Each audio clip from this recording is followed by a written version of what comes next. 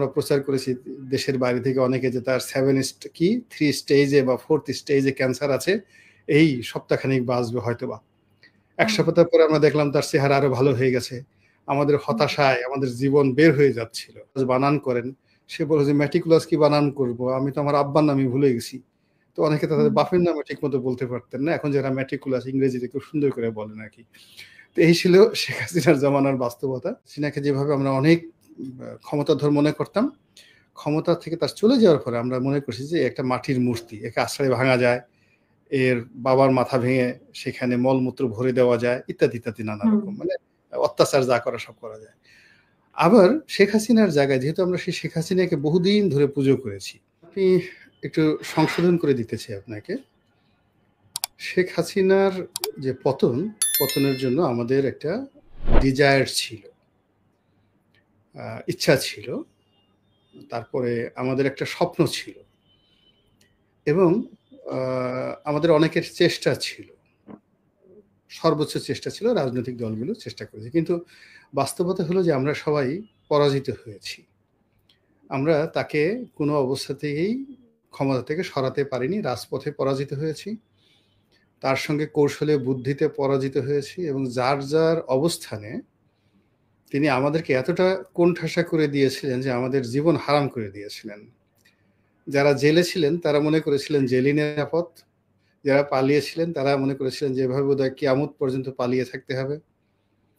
তারপরে আমাদের শেখ হাসিনাকে নিয়ে যেটা ছিল, আমরা সবাই খুব বদদোয়া করতাম তার জন্য, যে এই মহিলা কেন মরে না, এ তাড়াতাড়ি মরে যাক, মরে গেলে আমরা বেঁচে যাই। এমনকি আমরা আল্লাহকেও এখানে বলতাম যে আল্লাহ, তোমার তো বিরাট বেহেশত আছে, তুমি দরকার হলে এই দুনিয়া থেকে এই মহিলাকে নিয়ে একটা জান্নাত দিয়ে দাও, একটা বেহেশত দিয়ে দাও, তবু আমাদেরকে রক্ষা করো এই ভদ্রমহিলার হাত থেকে। এর কারণ হলো আমরা আর এই ভদ্রমহিলার সঙ্গে পেরে উঠছি না, এই আমাদেরকে আচ্ছা মতো পিটায়, জেলে ভরে, আবার জেলখানা থেকে বের করে আমাদেরকে যদি বলে হাসতে বলে আমরা হাসি, আমাদেরকে যদি বলে গণভবনে আসো আমরা সবাই দৌড়ে গণভবনে যাই। আবার যদি তার ভালো না লাগে তাহলে গণভবন থেকে আমাদেরকে তাড়িয়ে দেয়, আমরা হাসতে হাসতে গণভবন থেকে চলে আসি। দ্যাট ওয়াজ দ্য রিয়ালিটি, এর বাইরে অন্য কোনো জিনিস ছিল না। আমরা অনেকে তাবিজ কবাজ করেছি, অনেকে জাদুটোনা যারা জানে সে জাদুটোনা মেরেছি, যেন তার ক্যান্সার হয়, যেন তার ব্রঙ্কাইটিস হয়, নিউমোনিয়া হয়। তারপরে আমরা প্রচার করেছি দেশের বাইরে থেকে অনেকে যে তার 3 স্টেজে বা 4th স্টেজে ক্যান্সার আছে, এই সপ্তাহখানেক বাঁচবে হয়তোবা। 1 সপ্তাহ পরে আমরা দেখলাম তার চেহারা আরো ভালো হয়ে গেছে। আমাদের হতাশায় আমাদের জীবন বের হয়ে যাচ্ছিল। এর মধ্যে যখন কোটা বিরোধী আন্দোলন হলো, যারা কোটা বিরোধী আন্দোলন হলো তারা সবাই জয় বাংলার লোক, আমরা তাদেরকে চিনতে পারিনি। এরা জয় বাংলার স্লোগান দিয়েছে, বঙ্গবন্ধুকে স্লোগান দিয়েছে, বঙ্গবন্ধুকে জাতির পিতা বলেছে, শেখ হাসিনাকে অনেকে আম্মা ডেকেছে। তো এই হলো প্রাথমিক স্তরের অবস্থা। পরবর্তীতে যখন পরিবেশ পরিস্থিতি নিয়ন্ত্রণের বাইরে চলে যায় এবং আন্দোলনকারীরা বুঝতে পারে যে শেখ হাসিনা এইবার আসলে ঠিকই গজবের মধ্যে পড়েছে, আমরা যে এতকাল ধরে যে গজব করে দেখেছি, বা আমরা যেভাবে এতকাল ধরে তাকে অভিশাপ দিচ্ছিলাম, জাদু মেরেছি, টোনা মেরেছি, বান মেরেছি, এ সব এখন একসাথে তার জন্য মানে কাল হয়ে দেখা দিয়েছে। তখন আমরা আমাদের আসল আজরাইলের রূপ, ওটা আমরা প্রদর্শন করা শুরু করলাম। আমরা আমাদের যার যা কিছু আছে শক্তিমত্তা নিয়ে আমরা রাজপথে নামলাম। তো রাজপথে আমরা যখন নেমেছি তখন মানে শেখ হাসিনা আলটিমেটলি চলে যাবে অথবা চলে গেছে। তো আমাদের আসলে একমাত্র টার্গেট ছিল এ চলে যাক, এ চলে যাক, এরপরে দরকার হলে আমরা 100 বছর না খেয়ে থাকবো, এ চলে যাক, তারপরে দরকার হলে আমরা গড়াগড়ি করবো, যা কিছু করবো, আমরা ভিক্ষা করে খাবো, কিন্তু এ আগে চলে যাক।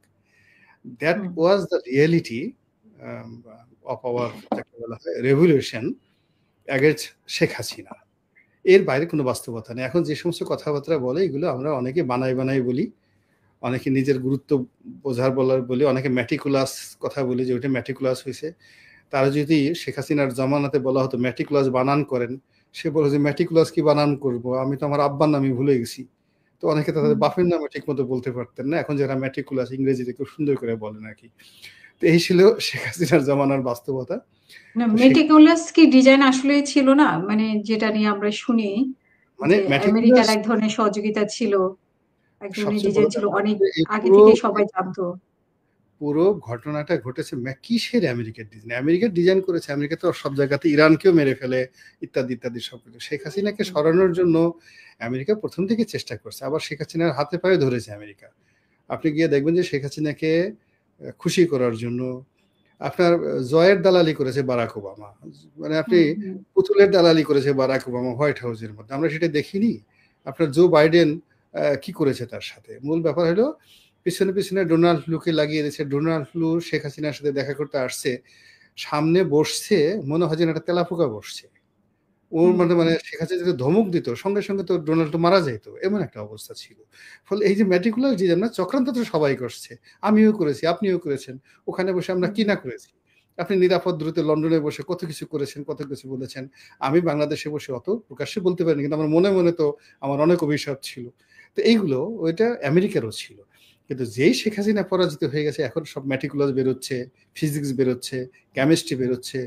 তারপরে শেষে এখন এই স্কাট ক্ষেপণাস্ত্র বেরোচ্ছে, কত কিছু বেরোচ্ছে। কিন্তু বাস্তবতা হলো শেখ হাসিনার ভয়ে এই যে যাকে বলা হয় রাষ্ট্রদূত পিটার ডি হাস, সে হুম, আর কয়দিন মানে সে যদি বেঁচে থাকতো সে আসলে মানুষ থেকে হাস্যে পরিণত হয়ে যেত।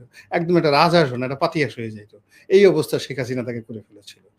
এবং লাস্টে তো নির্বাচনের পরে আওয়ামী লীগ সিদ্ধান্ত নিছে যে ওই আমেরিকান এম্বাসির পাশে হাঁস মেলা করবে।